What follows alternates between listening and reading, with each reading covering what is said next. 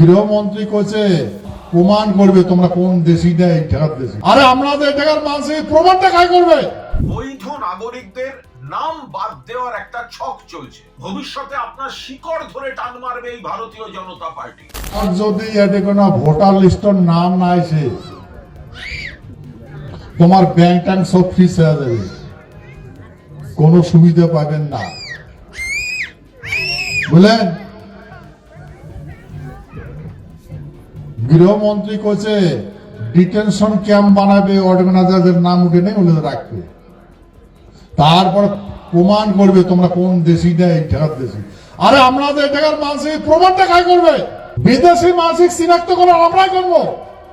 কার বিদেশ থেকে আসছে, কার বাংলাদেশি, কার রংপুরিয়া, কার পাকিস্তানি, আর অন্যকে দেখা লাগা আমার প্রমাণপত্র উপরে কাগজ ধরিয়েছে।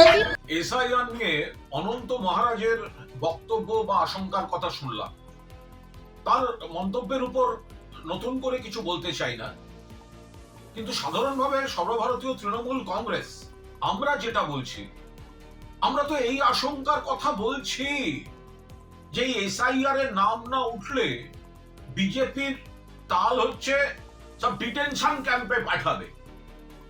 এবার আপনাকে বুঝতে হবে, মাননীয় নাগরিক, আপনাকে বুঝতে হবে যে বিজেপির এই যে খেলা, এই হঠকারী পদ্ধতিতে জাতীয় নির্বাচন কমিশনকে দিয়ে বৈধ নাগরিকদের নাম বাদ দেওয়ানো, একদিকে ডিটেনশন ক্যাম্পের হাতছানি, অন্যদিকে সরকারি সুযোগ সুবিধাগুলো আপনি পাবেন না, কারণ আপনি নাগরিক নন, আপনার ভোটার লিস্টে নাম নেই। ভবিষ্যতে আপনার শিকড় ধরে টান মারবে এই ভারতীয় জনতা পার্টি। এই বিপদগুলো তো আপনাদের বুঝতে হবে। কিছু মানুষ কিছু দিনের জন্য বিজেপিকে বিশ্বাস করে বিভ্রান্ত হয়েছেন। আজ এসআইআর এর নাম করে তড়িঘড়ি বৈধ নাগরিকদের নাম বাদ দেওয়ার একটা ছক চলছে।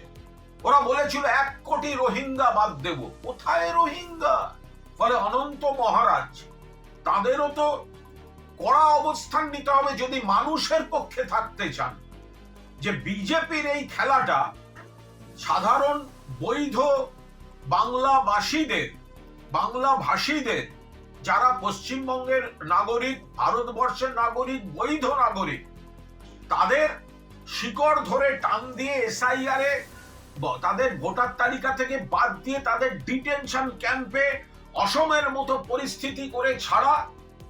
ফলে আমরা তৃণমূল কংগ্রেস মমতা বন্দ্যোপাধ্যায়ের নেতৃত্বে, অভিষেক বন্দ্যোপাধ্যায়ের সেনাপতিত্বে বৈধ নাগরিকের অধিকার অটুট রাখার আমরা সর্বাত্মকভাবে পাশে আছি এবং বিজেপি চক্রান্তের বিরোধিতা করছি।